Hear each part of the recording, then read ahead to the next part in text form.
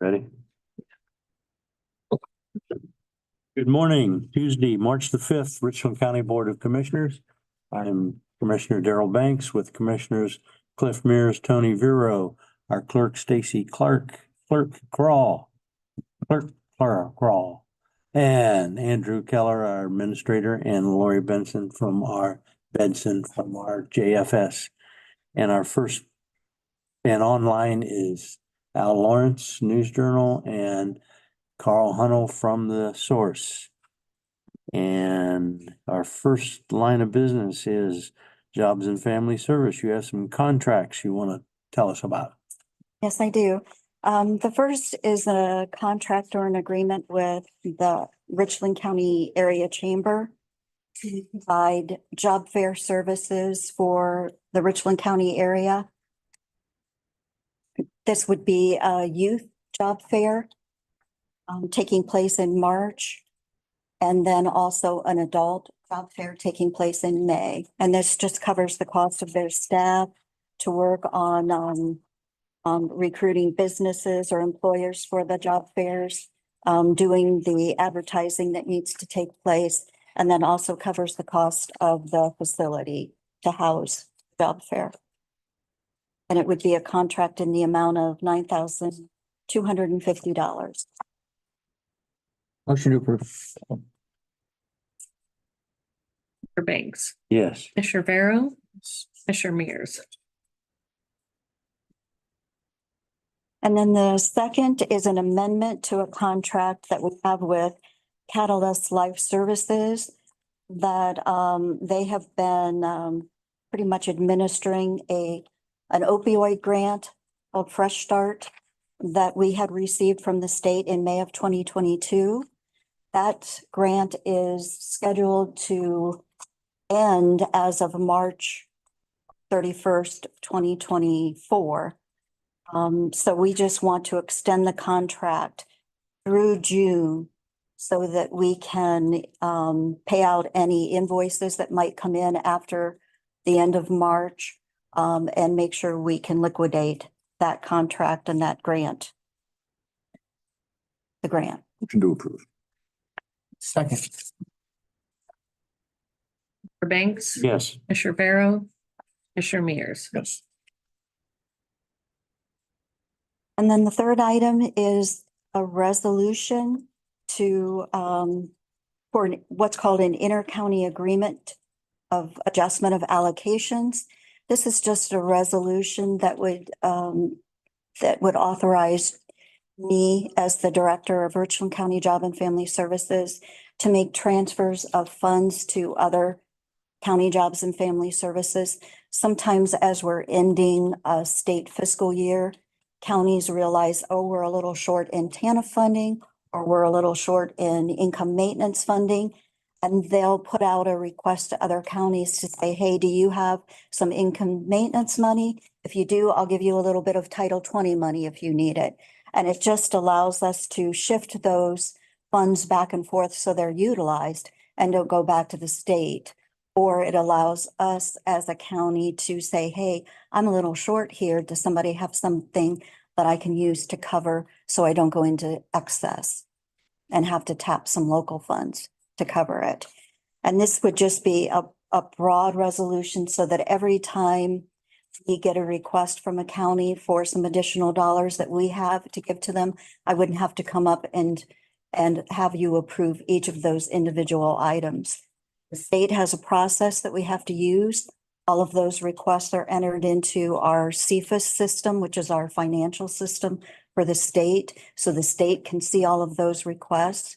And if I go in and approve that request, then I'm in essence entering in that agreement with the other county to make that transfer.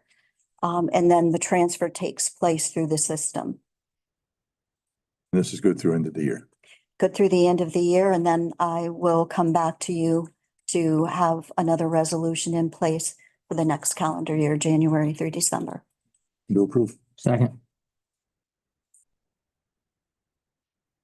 Commissioner Banks, Yes. Commissioner Vero, Yes. Commissioner Mears. Yes.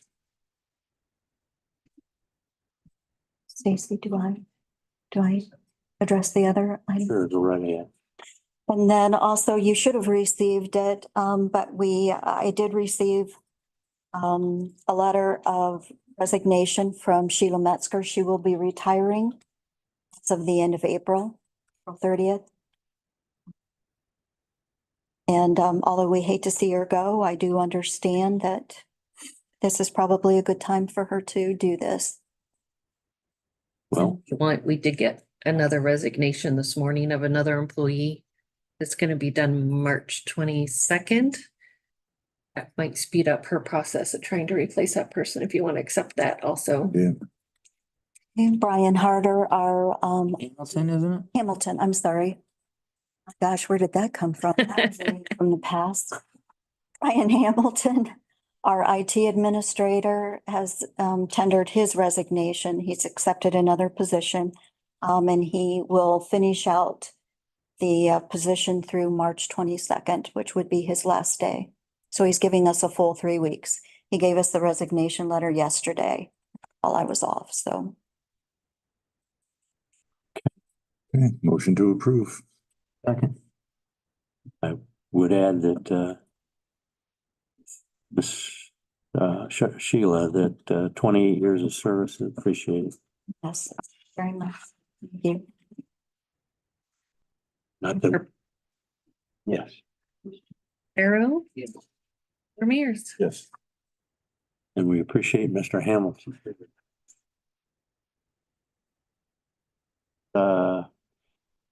Is there any questions from Carl today?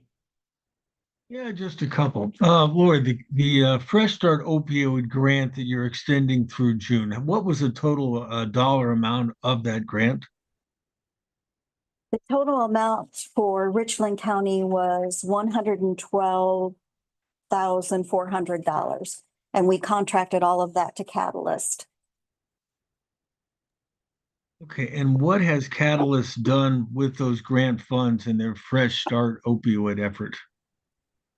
They have utilized those dollars to do quite a few different trainings in the community for healthcare workers or mental health workers that deal with families or individuals who have opioid addictions or are trying to move away from those addictions. So they've done some trauma-informed type training. They've done some peer recovery trainings. They have done some motivational interviewing trainings for those individuals. Plus, with those funds, we were also able to place individuals who had some difficulty being employed or staying employed as a result of an opioid addiction or a family member that had an addiction. So we've had what the state called transitional employment in certain types of positions, such as case manager aides, working with children's services or in a mental health facility. We've also placed some individuals in rehabilitation centers to act as aides to the counselors. So those types of positions. We've had about 3 to 4 positions at any given time going under that transitional employment process.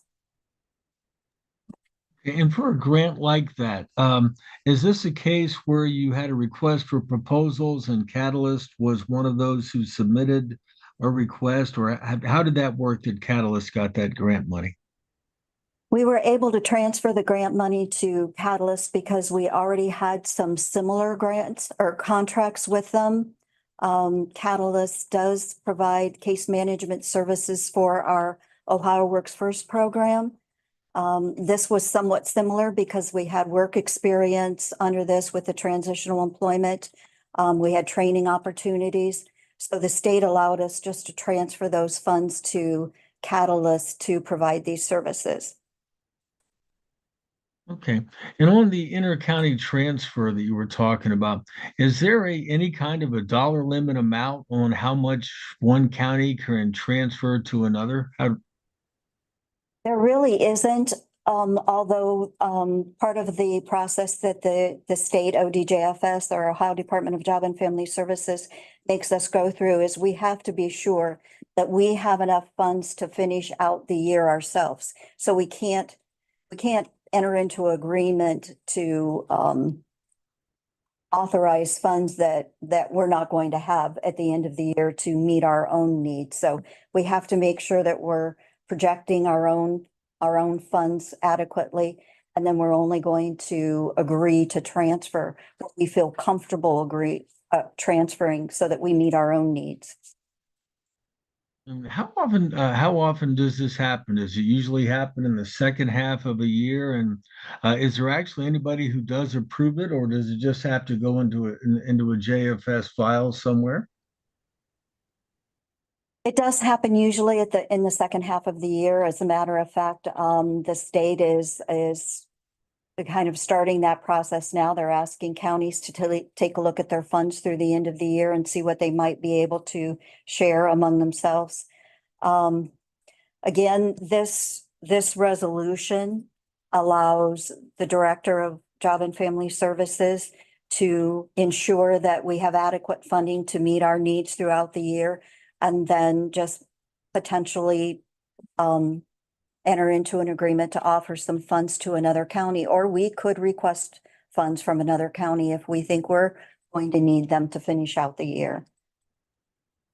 The And state is really does approve it because they see everything in that financial system. is it always pretty much quid pro quo? I mean, you give an equal amount to what you get out of another one, or is it sometimes 3-to-1? I mean, how do you determine what's what's equal? It is not an equal amount. A county might have $20,000 in TANF funding. And they're willing to give that 20,000 to get 6,000 in income maintenance funding because they're a little heavier in TANF funding, and income maintenance it goes very quickly because that's what's used to offset the costs of our staff to determine eligibility for our programs. So it is not an equitable, it's not always a 1-to-1 match. Okay, and make sure I understand this. And what we're talking about state money and federal money that's passed through the state. None of this money you're talking about is county general fund money? Correct. Okay, that's what I had. Thank you. Al, you have any questions? Yeah, just one. What was Sheila Metzger's title? Sheila was a purchasing agent / RMS coordinator. RMS is random moment sampling, which is the way we pull down funds from the state to cover our operating costs.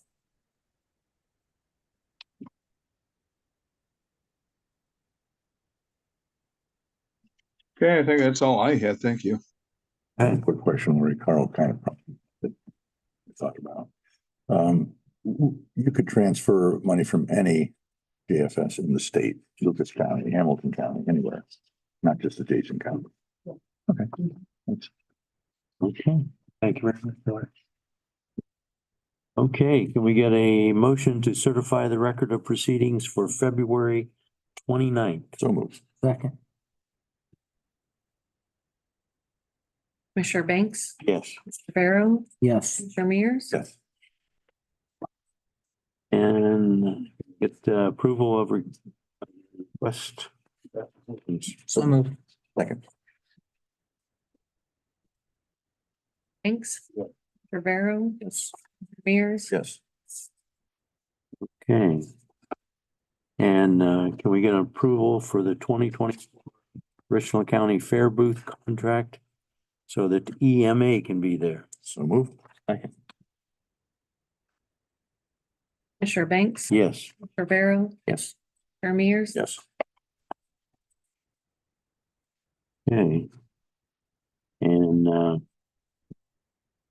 we accept a tax waiver from the city of Mansfield.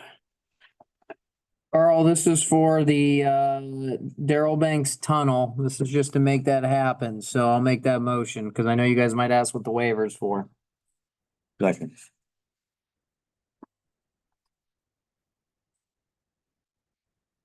Commissioner Banks, Yes. Commissioner Vero, Yes. Commissioner Mears. Yes.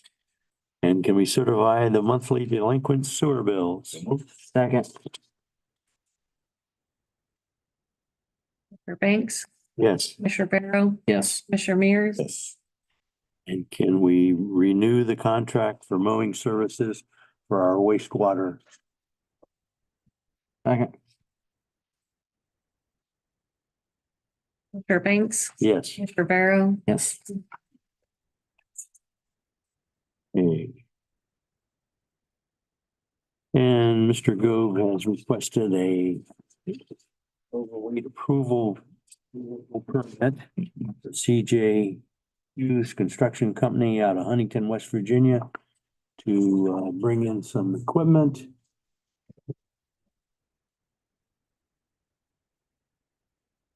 At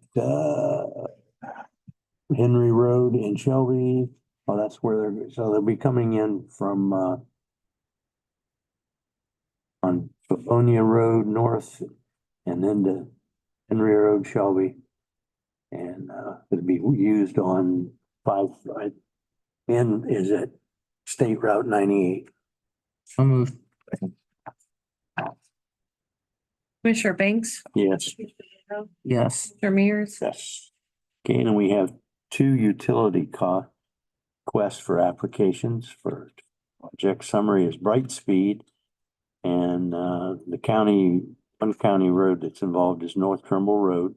And the other one is North Lexington Spring Mill Road. And in neither case will they be boring under road, but they will be hanging new fiber cable lines on the existing poles. Second. Commissioner Banks, Yes. Commissioner Vero, Commissioner Mears. Any other any questions about any of that? Al's got a question. Al, ask your question. Yeah, I got a couple questions. I don't understand the sales tax waiver on the bridge project. That's for what? I mean, I've realized it's on the B&O Trail Tunnel, but I don't understand how sales tax applies to that. It's not a sales tax. They're waiving their portion of the sales tax. It's a way for us to use ARPA dollars to construct the tunnel. And in order to make that happen, city is waiving their sales tax revenue. It's just a legal way to make the tunnel happen, in other words. Well, I guess what kind of sales tax revenue are they waiving? We share sales tax with jurisdictions and municipalities, Al. Oh, Al, okay. the sales tax that we share with the city has to be used for designated road purposes. And this bike trail doesn't qualify. So It's a way of making it happen. by executing the waiver, we're gonna hold back that sales tax that we'd otherwise use. Grant a credit towards their jail obligation, and then they can use that amount of money, it's $450,000 towards the bike trail project, and it's at that point, it's not earmarked only for road purposes because it's their own general funds. Okay, that explains it. And what company is doing that wastewater treatment? I'm assuming this is the contract where they mow all the wastewater properties. Yes, it's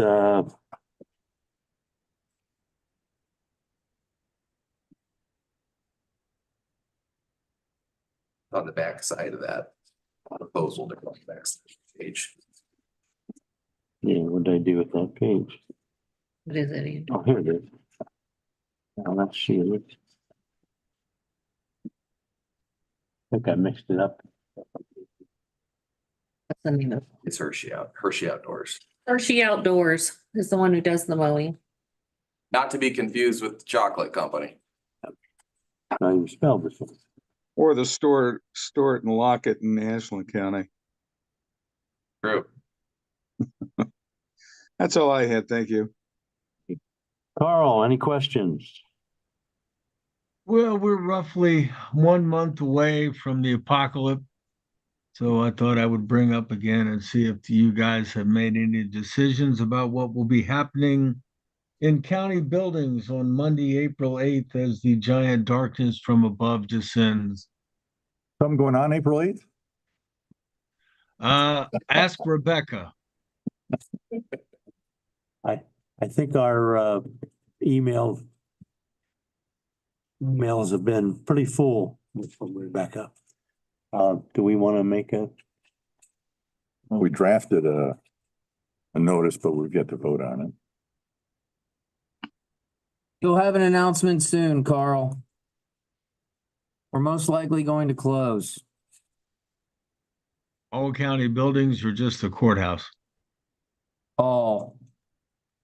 Okay, We haven't voted on it yet. We haven't voted on it yet. okay, do you have a date that you're going to be voting on that, or is it scheduled for a vote? We do not.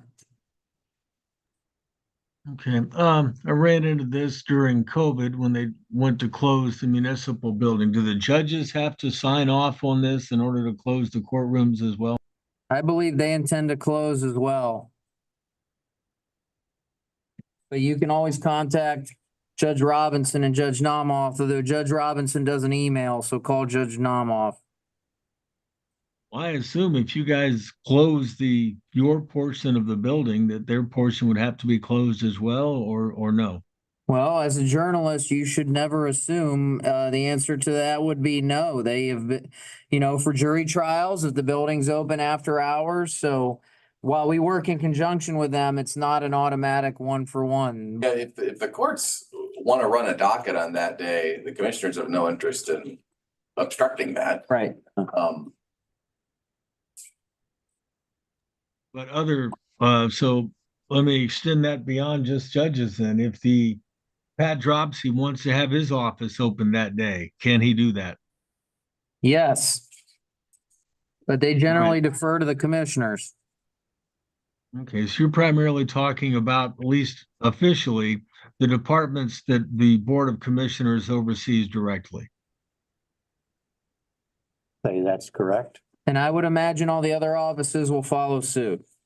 Not restricting to the county courthouse either. And if the commissioners vote to close county offices, Carl, we'll send out a notice that will identify with specificity which buildings that affects.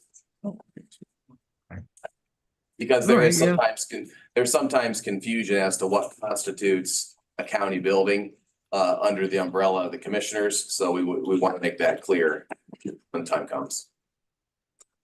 Because part of the reason I ask is obviously the EMA director is, for a while now, has suggested sheltering in place, and I began to wonder what. We've instructed her not to use that language and terminology anymore, so we don't expect to hear that anymore. Also, one of the things about this is all governments are unique. So I met with the safety service director at the city and the mayor.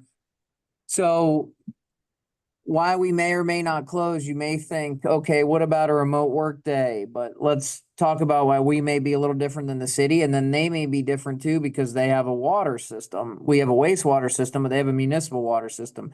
So let's use our JFS, for example. JFS actually utilizes, even though it's a county agency, a state system. So it's a large staff.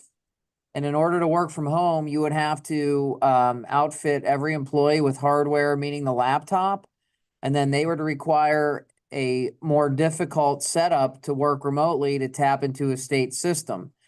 So while the city of Mansfield may have some unique challenges where they can't close every building, it would be cost prohibitive for us if we actually did go to remote work, for instance, for a day of JFS. You're talking about money for laptops. Significant time investment into setting up remote work from home, all for one day. So while we may not completely desire to close or would desire to work remotely, it may actually be cheaper if we close as opposed to setting up remote work. So every government has unique features where this eclipse is not exactly the smoothest way to conduct government business. So government should not keep us in the dark, in other words. Well, but the eclipse might. And then if it snows, it doesn't matter. So, you know. Don't say that out loud. People will be very upset with you if you suggest there might be a cloud in the sky that day. I'm just saying. Okay, that's what I had. Thank you. Al, you got anything? No, other than, you know, you were talking about snow, it is also the Guardians opening day. I saw that. They've moved it back and they're gonna have an eclipse party and they're opening the building early. Did they? They moved it. Yeah, but if you remember over the last few years, they've been snowed out too. Just pointing it out. Well, that's Not Carl wishing said it. you're not allowed to say that, Al. Were you not listening to Carl? Don't ask Do I the have state to? patrol post. Don't ask the state patrol post commander about it.